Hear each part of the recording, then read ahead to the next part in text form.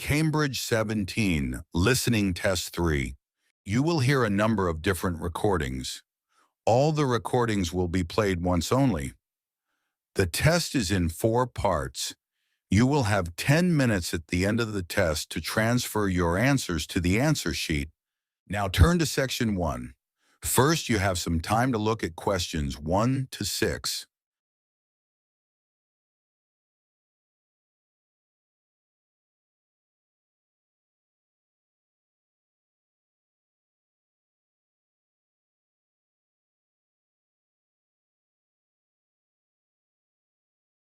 Listen carefully and answer questions 1 to 6. Jack, I'm thinking of taking the kids to the seaside on a surfing holiday this summer, and I wanted to ask your advice, as I know you're such an expert. Well, I don't know about that.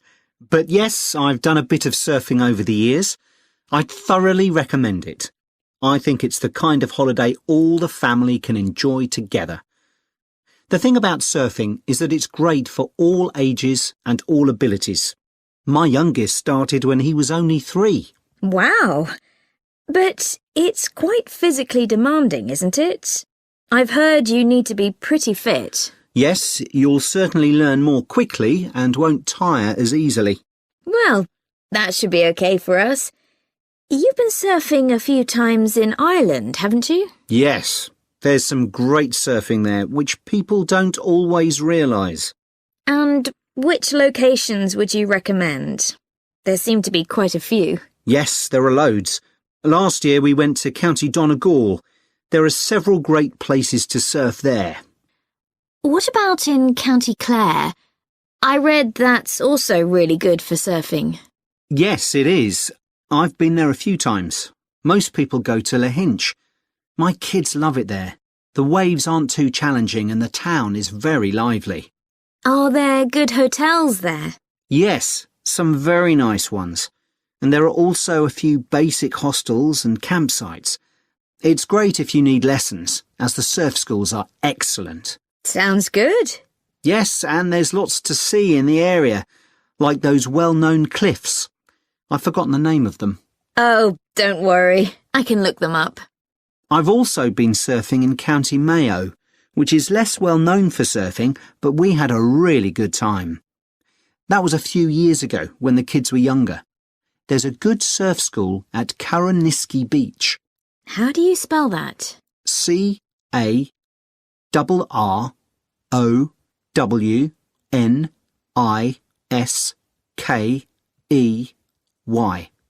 Okay. I put the kids into the surf camp they run during the summer for 10 to 16-year-olds. Oh, right. How long was that for? 3 hours every day for a week. It was perfect.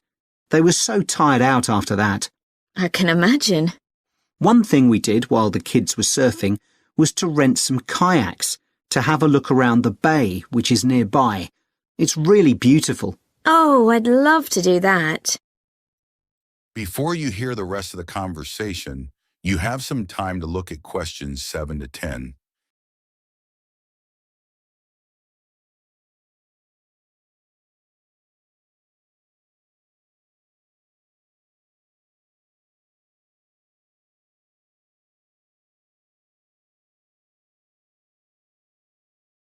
Now listen and answer questions 7 to 10.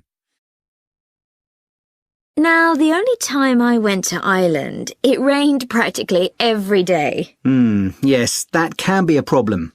But you can surf in the rain, you know. It doesn't have the same appeal somehow. Well, the weather's been fine the last couple of years when I've been there. But actually, it tends to rain more in August than in the spring or autumn. September's my favourite month because the water is warmer then. The only problem is that the kids are back to school then. I know. But one good thing about Irish summers is that it doesn't get too hot. The average temperature is about 19 degrees, and it usually doesn't go above 25 degrees. That sounds all right. Now, what about costs? Surfing is a pretty cheap holiday, really. The only cost is the hire of equipment. You can expect to pay a daily rate of about €30 for the hire of a wetsuit and board, but you can save about €40 if you hire by the week. That's not too bad. No. It's important to make sure you get good quality wetsuits. You'll all get too cold if you don't. And make sure you also get boots. They keep your feet warm, and it's easier to surf with them on too. Okay, well, thanks very much for that. That is the end of part 1. You now have half a minute to check your answers.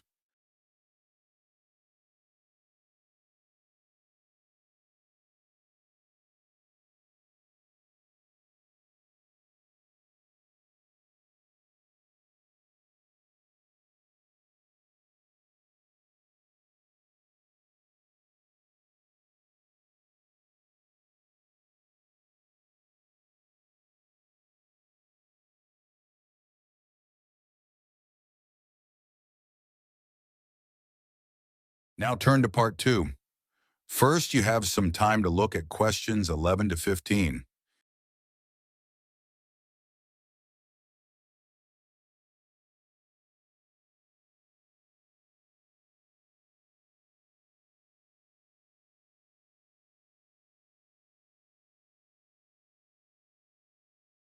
Now listen and answer questions 11 to 15.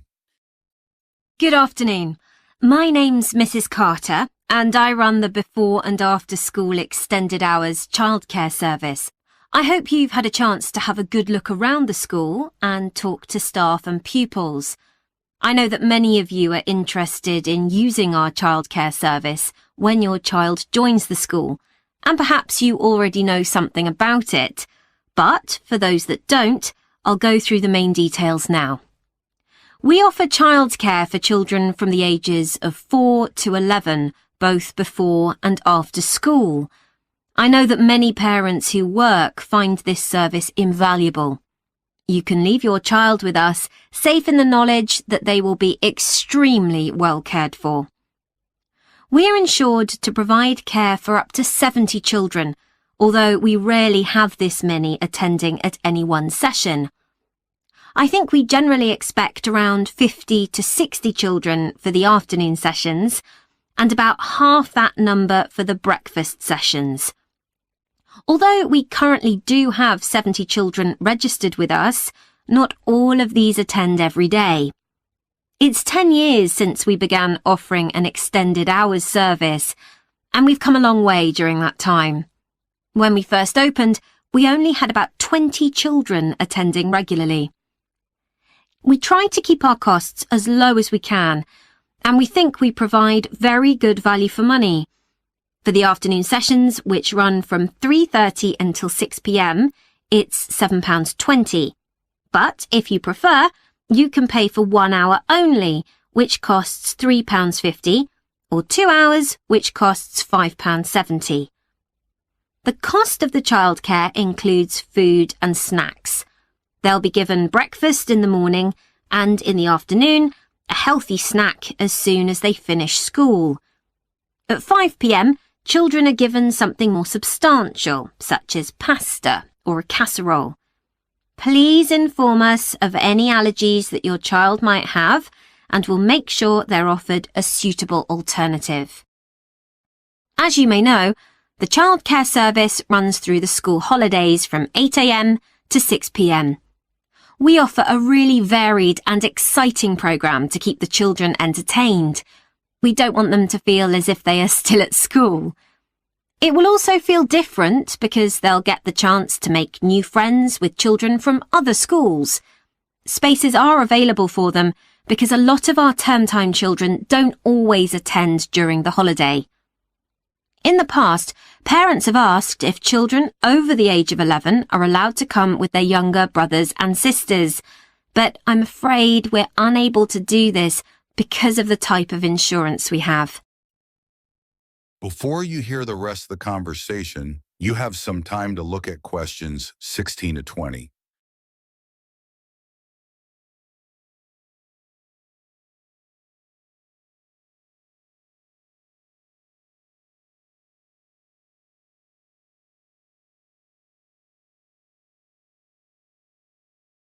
Now listen and answer questions 16 to 20. So now let me tell you about some of the activities that your child can do during the after-school sessions.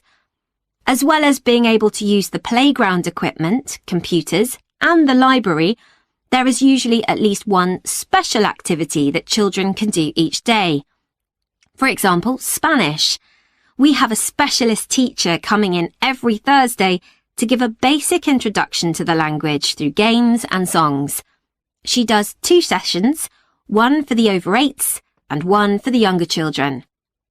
This is the only activity which we have to make an extra charge for, but it's well worth it. Once a week, the children have the opportunity to do some music. We're very lucky that one of our staff is a member of a folk band. On Mondays, she teaches singing and percussion to groups of children. We do rely on parental support for this, so if any of you sing or play an instrument and would be prepared to help out at these sessions, we'd be delighted. Painting continues to be one of the most popular activities. To begin with, we weren't keen on offering this because of the extra mess involved, but children kept asking if they could do some art, and so we finally gave in. Art is great for helping the children to relax after working hard at school all day. Yoga is something that we've been meaning to introduce for some time, but haven't been able to find anyone available to teach it. Until now, that is. So we'll see how this goes. Hopefully, children will benefit in all sorts of ways from this. Cooking is another popular activity. They make a different sort of cake or pizza or bread each week. Although the younger children love doing it, we found that the mess was just too much. So we've decided to restrict this to the over 8s, as they are better able to clean up after themselves. That is the end of part 2. You now have half a minute to check your answers.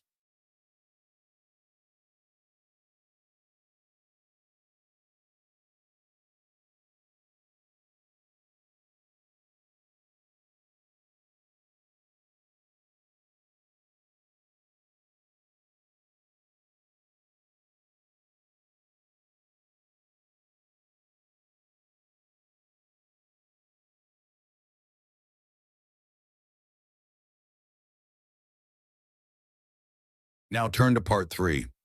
First, you have some time to look at questions 21 to 24.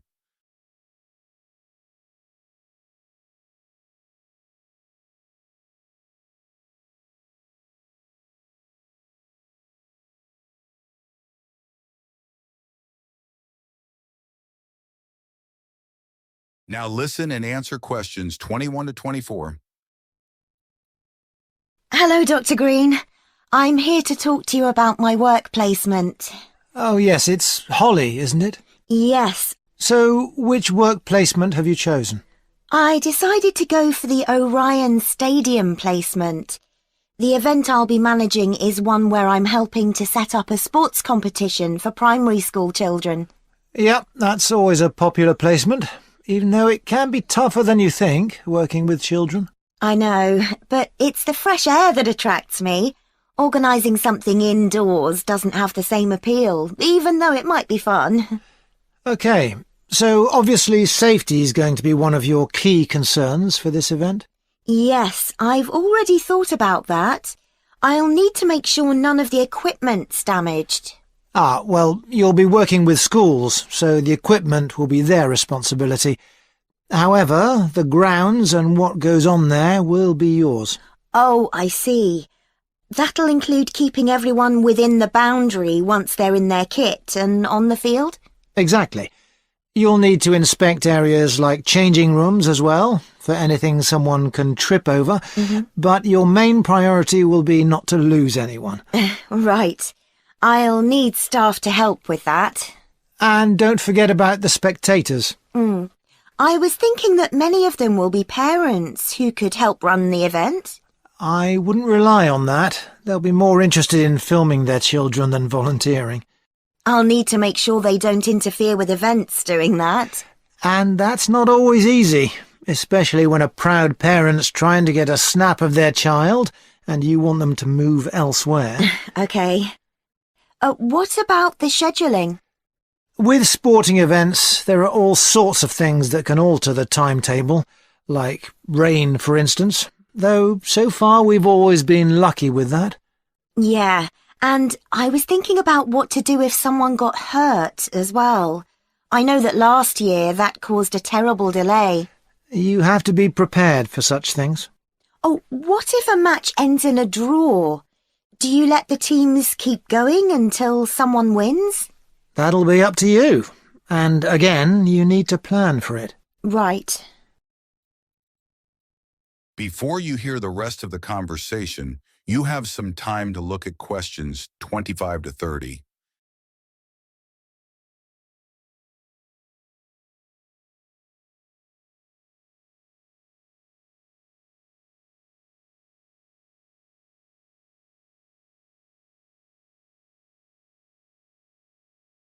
Now listen and answer questions 25 to 30. Now, the aim of your work placement is to give you the opportunity to develop the skills that an events manager needs. So let's talk about those a bit. Well, I think my communication skills are pretty good. I can talk on the phone to people and book venues and that kind of thing. Good. Just remember, it isn't only about what you say. If you meet someone face-to-face and want to persuade them to be a sponsor, for example... Oh, I'll dress up for that, sure. Good. Let's go on to think about your organisational skills. You're working in a very people-based industry, and that means things won't always go to plan. I guess it's being prepared to make changes that matters. That's right. You may have to make an on-the-spot change to a timetable because of a problem you hadn't anticipated. Just do it, OK. How's your time management these days? I'm working on it. I'm certainly better when I have a deadline, which is why this work suits me. Yes, but it's how you respond as that deadline approaches. I know I've got to look calm, even if I'm in a panic. Just think to yourself, no one must know I'm under pressure. Yeah, even though I'm multitasking like crazy. Another skill that events managers need is creativity. Often your client has what we call the big picture idea, but it's up to the events manager to think of all the fine points that go to making it work. Right. So I need to listen carefully to that idea and then fill in all the gaps. That's right. And you'll have a team working under you. So another key skill is leadership. Your team may have lots of ideas too, but you've got to make the ultimate choices. Do we have refreshments inside or out, for example?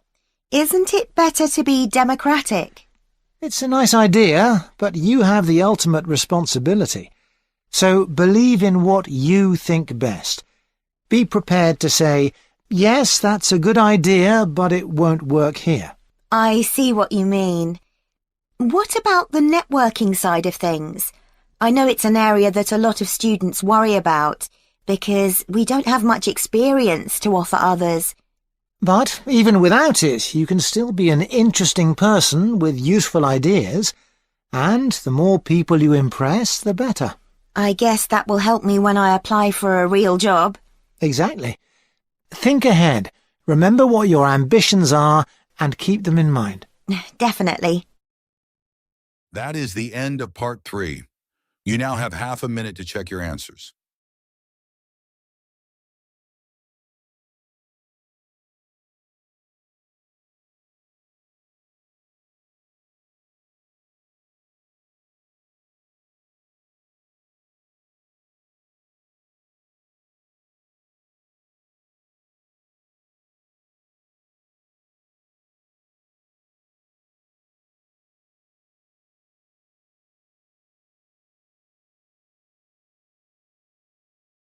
Now turn to part 4.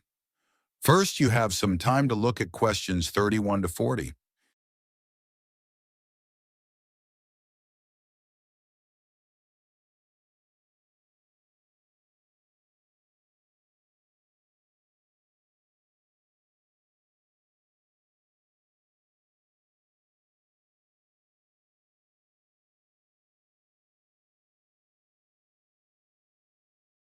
Now listen and answer questions 31 to 40.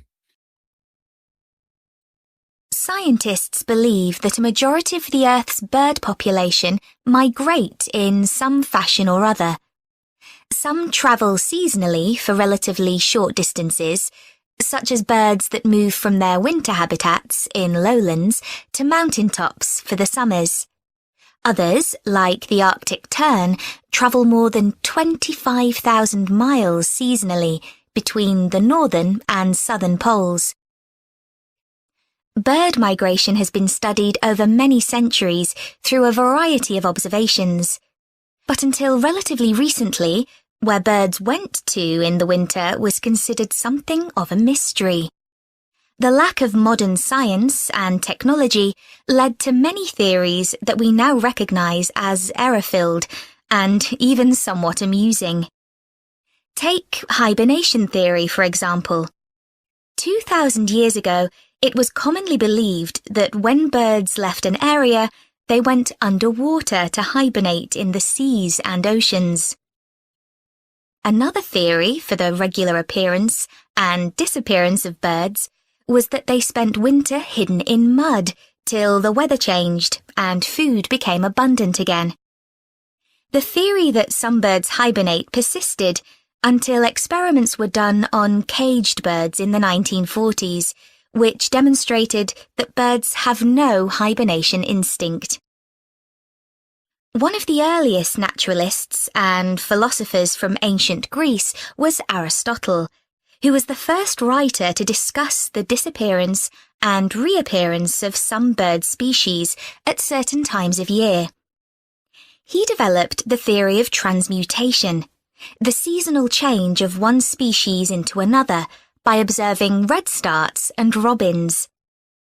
He observed that in the autumn, small birds called redstarts began to lose their feathers, which convinced Aristotle that they changed into robins for the winter and back into redstarts in the summer.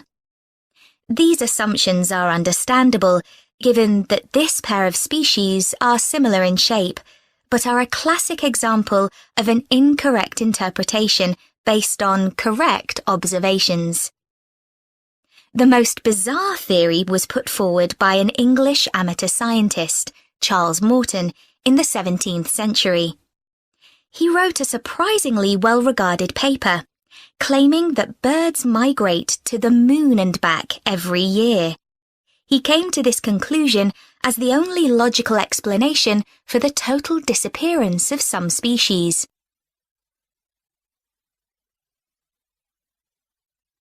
One of the key moments in the development of migration theory came in 1822, when a white stork was shot in Germany. This particular stork made history because of the long spear in its neck, which incredibly had not killed it. Everyone immediately realized this spear was definitely not European. It turned out to be a spear from a tribe in Central Africa. This was a truly defining moment in the history of ornithology, because it was the first evidence that storks spend their winters in sub-Saharan Africa. You can still see the arrow stork in the zoological collection of the University of Rostock in Germany. People gradually became aware that European birds moved south in autumn and north in summer, but didn't know much about it until the practice of catching birds and putting rings on their legs became established. Before this, very little information was available about the actual destinations of particular species and how they travelled there. People speculated that larger birds provided a kind of taxi service for smaller birds by carrying them on their backs. This idea came about because it seemed impossible that small birds, weighing only a few grams, could fly over vast oceans.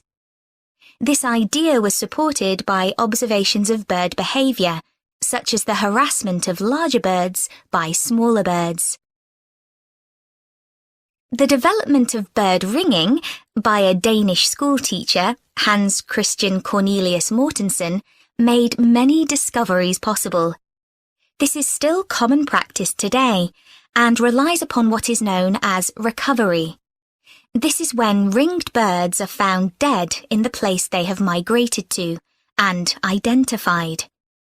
Huge amounts of data were gathered in the early part of the 20th century, and for the first time in history, people understood where birds actually went to in winter. In 1931, an atlas was published showing where the most common species of European birds migrated to. More recent theories about bird migration vary widely. That is the end of part 4. You now have 10 minutes to transfer your answers to the answer sheet.